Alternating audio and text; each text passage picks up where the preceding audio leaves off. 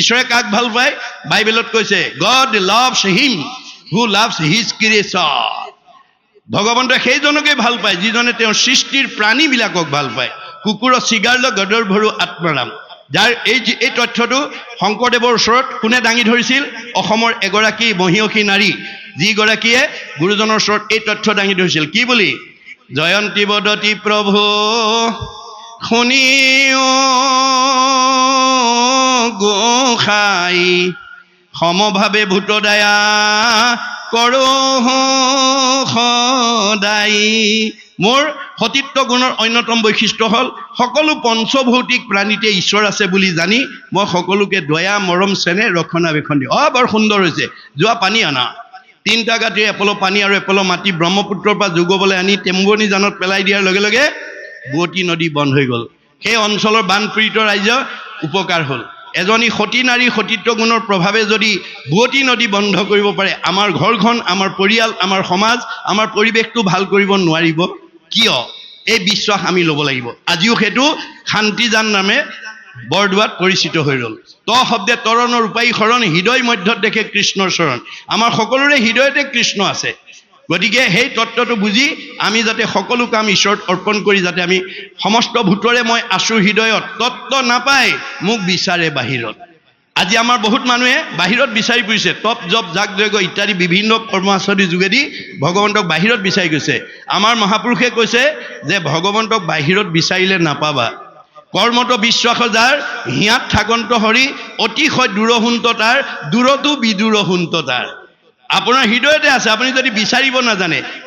মানে দ্ৰৌপদীয়ে যেতিয়া ৰাজসভাত ৰজস্বলা অৱস্থাত দুঃশাসনে বস্ত্ৰহৰণ কৰিছিল, তেতিয়া প্ৰথমতে নিজৰ শক্তি প্ৰয়োগ কৰি মানে দুঃশাসনৰ পৰা নিজক কেনেকৈ লজ্জানত অৱস্থাৰ পৰা বচাব পাৰোঁ নিজৰ শক্তি প্ৰয়োগ কৰিছিল। যেতিয়া অপাৰগ হৈ গ'ল, উপায়হীন হ'ল, ভগৱানলৈ মন এই ক্ষেত্ৰত মোক ভগৱানে সহায় নকৰিলে বিকল্প নাই। কিন্তু মাতোতে গণ্ডগোল লগাই দিলে। কি বুলি মাতিলে? হে যদুপতি, হে দ্বাৰকাপতি, হে মথুৰাপতি, তুমি সোনকালে আহা, নহ'লে মোক এতিয়া ৰাজসভাত দুঃশাসনে লজ্জানত কৰিব। হে দ্বাৰকাপতি, হে যদুপতি, হে মথুৰাপতি, সোনকালে আহা। চিঞৰি আছে, নাহে। অৱশেষত মনত পৰিলে, তেওঁতো মোৰ হৃদয়তে আছে দেখোন। হে হৃদয়ানন্দ, তুমি ৰক্ষা নকৰিলে মোৰ বিকল্প নাই। তৎক্ষণাৎ মুখৰ আগত ভমককে ওলাই দিলে। তেতিয়া দ্ৰৌপদীয়ে দাবী কৰিছে, তোমাক ইমান চিঞৰি আছোঁ কিয় অহা নাই? তোমাৰ গাতহে দুখ। তুমি মথুৰাপতি বুলি কৈছা, মই তোমাৰ কথা মানি মথুৰালৈ দৌৰিছোঁ। দ্বাৰকাপতি বুলি কৈছা, দ্বাৰকালৈ দৌৰিছোঁ। যদুপতি বুলি কৈছা, যদুগণৰ ওচৰ পাইছোঁগৈ। তুমি যদি পূৰ্বতেই হৃদয়ানন্দ ক'লাহেঁতেন, বহুত আগতে মোক লগ পালাহেঁতেন। গতিকে আমি এই তথ্যবিলাক ল'ব লাগিব, মনত ৰাখিব কথাটো। গতিকে সেইকাৰণে আপুনি আজি তাৰিখতো কৃষ্ণক অৱতাৰ কৰিব পাৰিব। ক'ত? হৃদয়ত। আমাৰ ভাগৱতে তথ্য দিছে, যদিও ভগৱান নিৰ্গুণ নিৰাকাৰ অদৃশ্য অব্যক্ত, তথাপিও ভকতৰ হৃদয়ত ব্যক্ত হৈ যায়। অব্যক্ত ঈশ্বৰ হৰি জাত পৰে নাহি নাহি, পৰম পুৰুষ ভগৱান ভক্তজনে ললে নাম, পূৰ্ণ কৰি মন কাম, অন্তৰতে দেই সমিধান। হৃদয়তে আপোনাক উপায়টো দি দিব। কাৰ ওচৰলৈ গ'লে আপোনাৰ সমস্যাটো সমাধান হ'ব, অথবা নিজেই প্ৰতিনিধি হিচাপে আহি যাব। একান্ত ভকতৰ ওচৰলৈ প্ৰয়োজন হ'লে নিজে আহিব, যেনেকৈ ব্যাসৰ ওচৰলৈ নাৰদক পঠাইছে, প্ৰতিনিধি পঠাই দিছে। ভকত আপুনি মাত্ৰ ভকত হ'বলৈ যত্ন কৰক। আৰু এই ভকতৰ সংজ্ঞাৰ ওপৰত মানে অৰ্জুনে আৰু জানিব বিচাৰিছে, প্ৰভু এই 3টা আখৰ গুণেই হ'বনে আৰু কিবা নিয়ম ভকতৰ থাকিব লাগে? অৰ্জুনে বলন্ত প্ৰভু শুনা নাৰায়ণ, অভকতৰ কি কি গুণ অতি প্ৰয়োজন। ভকত হ'বলৈ হ'লে আৰু প্ৰয়োজনীয় গুণ কি থাকিব লাগে প্ৰভু মোক কোৱা? ঈশ্বৰে কহন্ত সখী শুনা ধনঞ্জয়, অভকতৰ যি যি গুণ থাকিবে লাগয়। এই 3টা আখৰৰ বাদেও আৰু কি গুণ থাকিব লাগে তুমি শুনা। ক্ষমাশীল সমদম ইন্দ্ৰিয়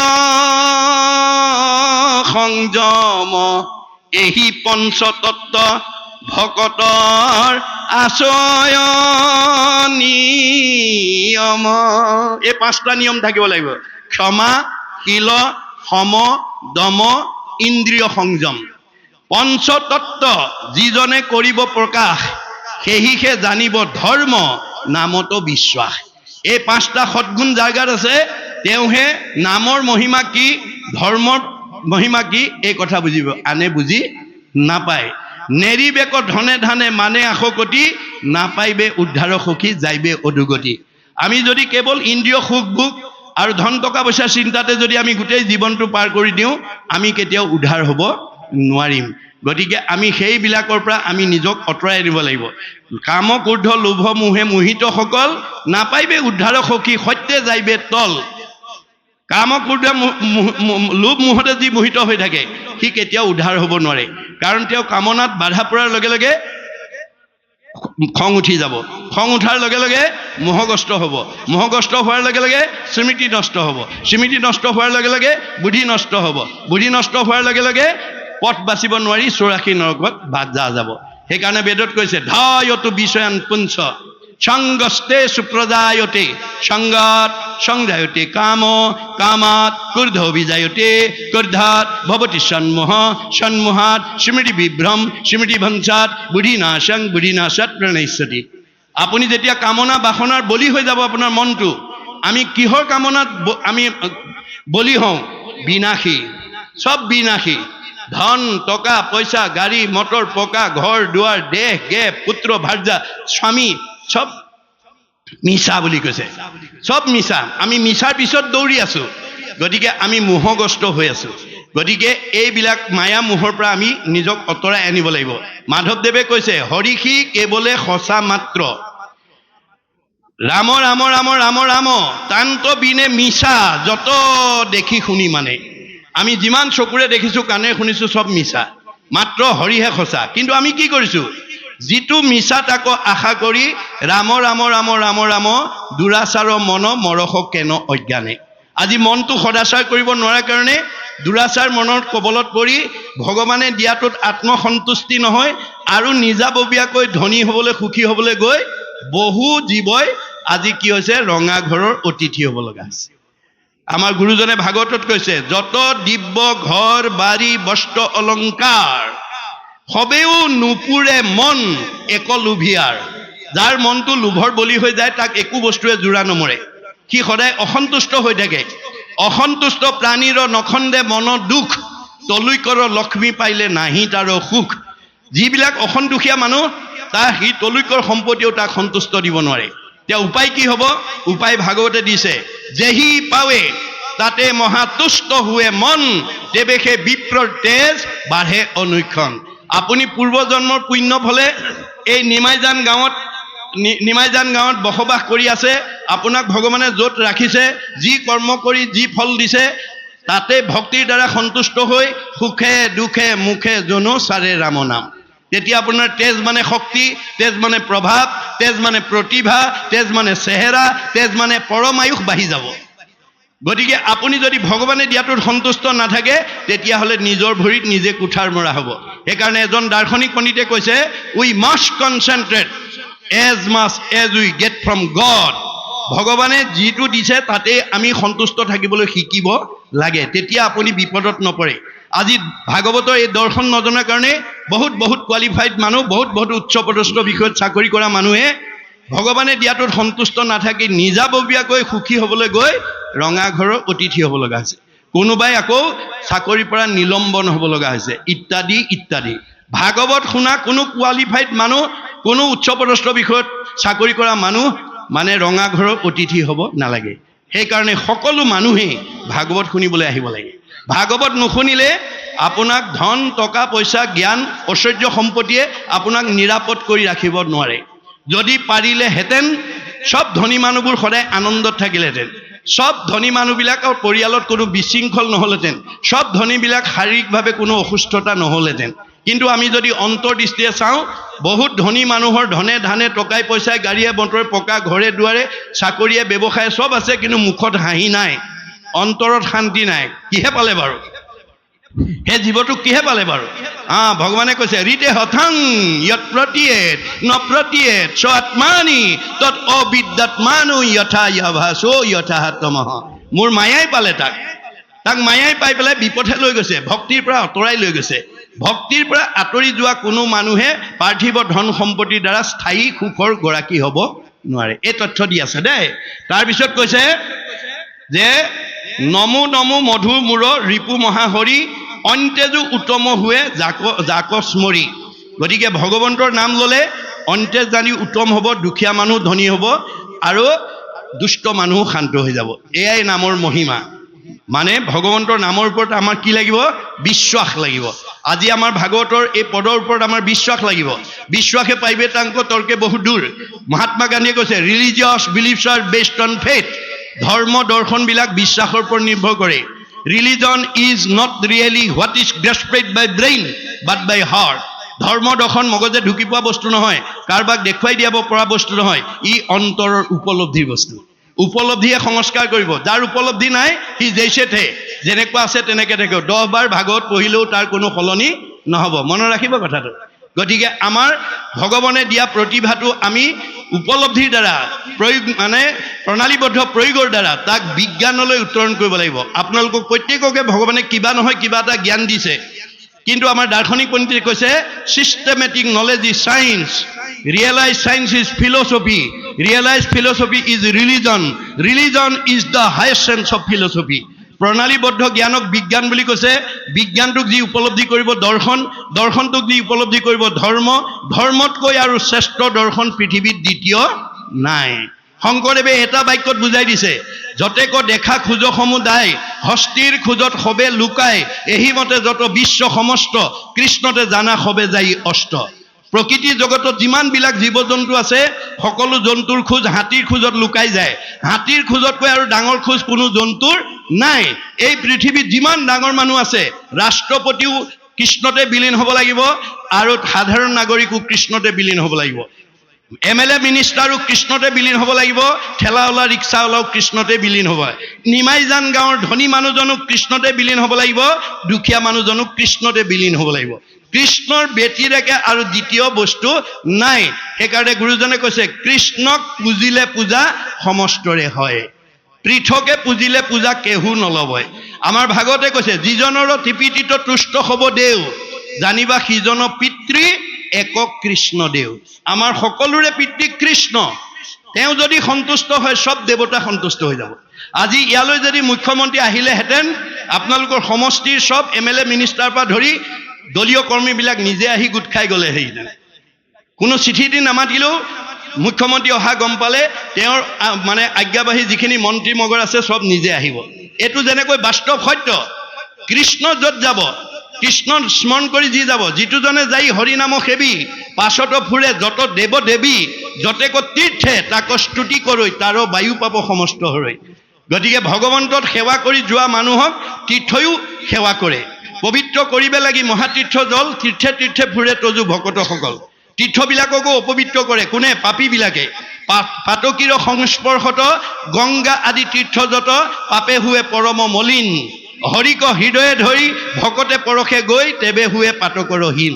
গতিকে ভকতে গংগা গয়াকাশীত গা ধুই নিজে পবিত্ৰ নহ'বৰ কাৰণে নাযায়, গংগা গয়াকাশীক পবিত্ৰ কৰিবলৈ যায় বুলি ভাগৱতে কৈছে।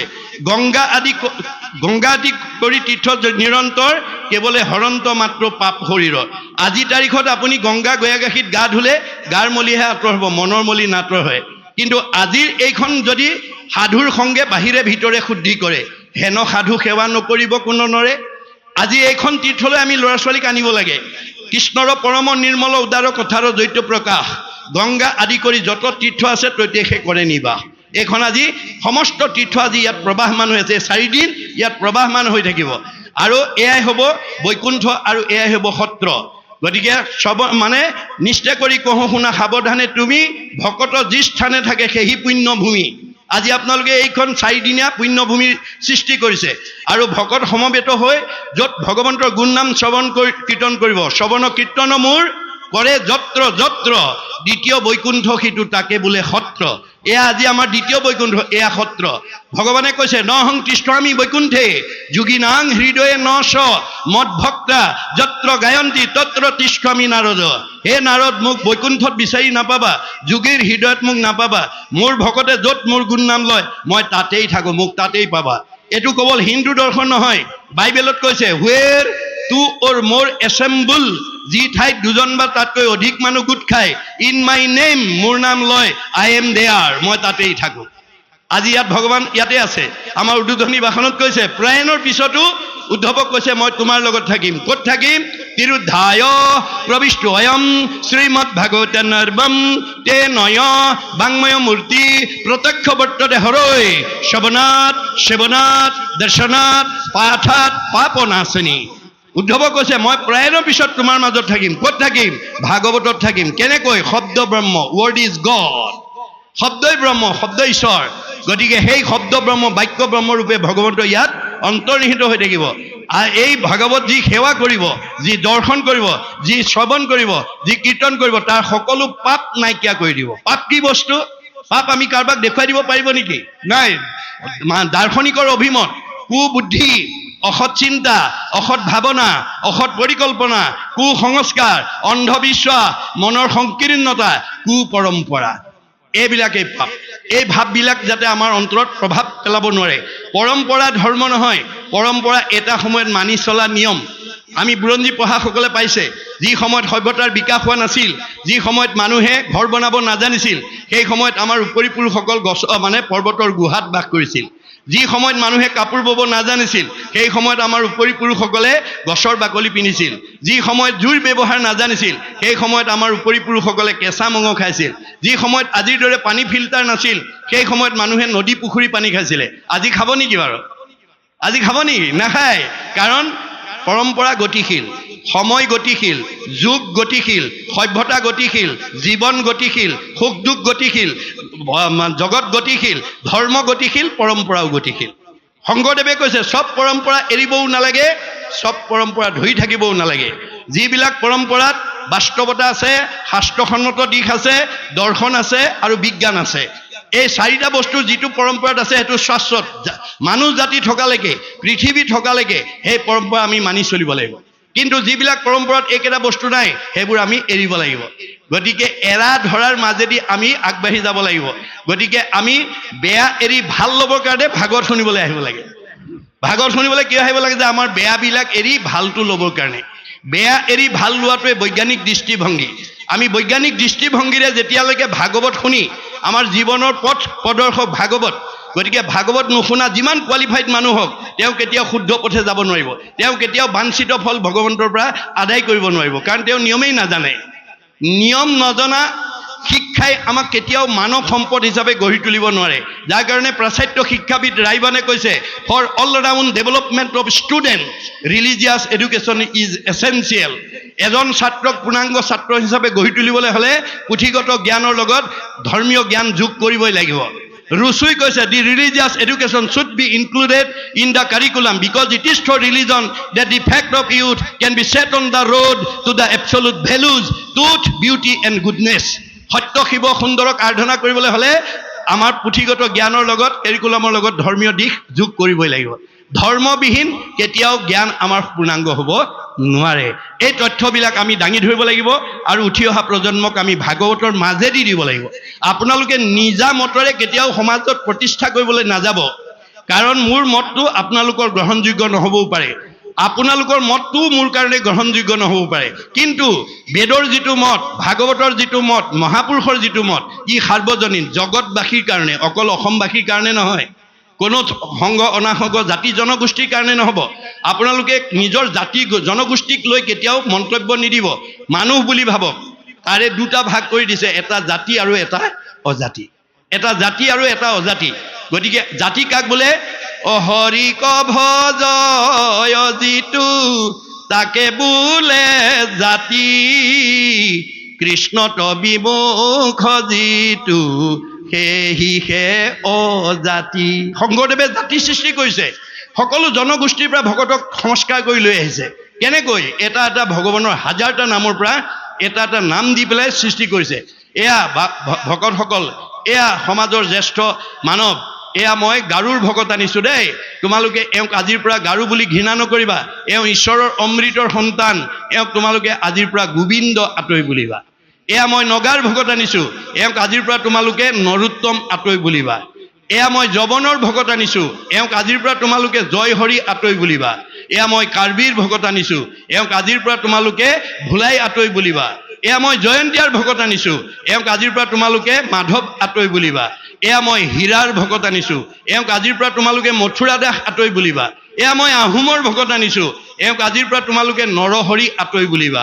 এয়া মই কছাৰীৰ ভকত আনিছোঁ, এওঁক আজিৰ পৰা তোমালোকে বলাই ৰমাই বুলিবা। এয়া মই মিচিঙৰ ভকত আনিছোঁ, এওঁক আজিৰ পৰা তোমালোকে পৰমানন্দ আঁতৰি বুলিবা। এয়া মই দেউৰীৰ ভকত আনিছোঁ, এওঁক আজিৰ পৰা তোমালোকে বৈকুণ্ঠ আঁতৰি বুলিবা। এয়া মই কৈবৰ্তৰ ভকত আনিছোঁ, এওঁক আজিৰ পৰা তোমালোকে পূৰ্ণানন্দ আঁতৰি বুলিবা। এয়া মই বনিয়াৰ ভকত আনিছোঁ, এওঁক আজিৰ পৰা তোমালোকে হৰিদাস আঁতৰি বুলিবা। এয়া মই কোচৰ ভকত আনিছোঁ, এওঁক আজিৰ পৰা তোমালোকে মুৰাৰী আঁতৰি বুলিবা। এয়া মই কলিতাৰ ভকত আনিছোঁ, এওঁক আজিৰ পৰা তোমালোকে গোপাল আঁতৰি বুলিবা। এয়া মই ভুটীয়াৰ ভকত আনিছোঁ, এওঁক আজিৰ পৰা দামোদৰ আঁতৰি বুলিবা। এয়া মই নাপিতৰ ভকত আনিছোঁ, এওঁক আজিৰ পৰা নাৰায়ণ ঠাকুৰাতা বুলিবা। এয়া মই তিৱাৰ ভকত আনিছোঁ, এওঁক আজিৰ পৰা তোমালোকে সুদাম আঁতৰি বুলিবা।